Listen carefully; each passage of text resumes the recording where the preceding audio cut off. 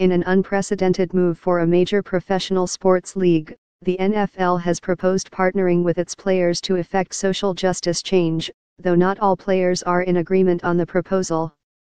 On Monday, the league submitted to players the final draft of a proposal that, according to documents reviewed by ESPN, would contribute nearly $100 million to causes considered important to African American communities.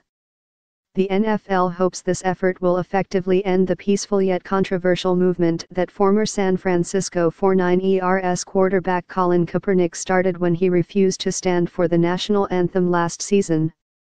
Players are expected to discuss the offer during a scheduled conference call, Wednesday night. However, some players who have actively protested since 2016 are displeased with the NFL's approach and plan to break from the Players Coalition, a group of roughly 40 players who negotiated with the league office, over how its leaders have handled negotiations. Philadelphia Eagles safety Malcolm Jenkins, and former NFL wide receiver Anquan Boldin, are regarded as the leaders of the coalition. Miami Dolphins safety Michael Thomas and 49ers safety Eric Reid tweeted Wednesday that they are withdrawing.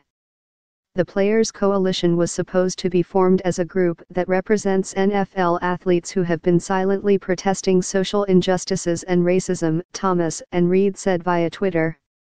However, Malcolm and Anquan can no longer speak on our behalf as we don't believe the coalition's beliefs are in our best interests as a whole.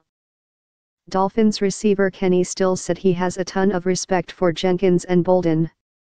But according to Stills, there has been lack of communication within the group, as the NFL primarily communicated with the Players Coalition through Jenkins and Boldin. We were trying to work together and bring all the players together to work together. It just hasn't been going that way, Stills explained. We don't feel like everyone was getting the same voice. That's Malcolm and Anquan's thing, and it was always their thing. Respectfully, we're going to let them go on with what they're doing. We're just saying that we're not going to have them speak for us. Regardless, the NFL has made its pitch, and although there is no quid pro quo, the hope is that the league's commitment will create an environment in which players will no longer want to protest.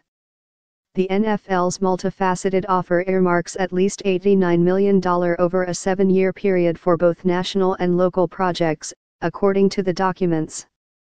On the national level, owners this year would allocate $5 million, with their commitment growing annually and maxing out at $12 million per year from 2021 through 2023.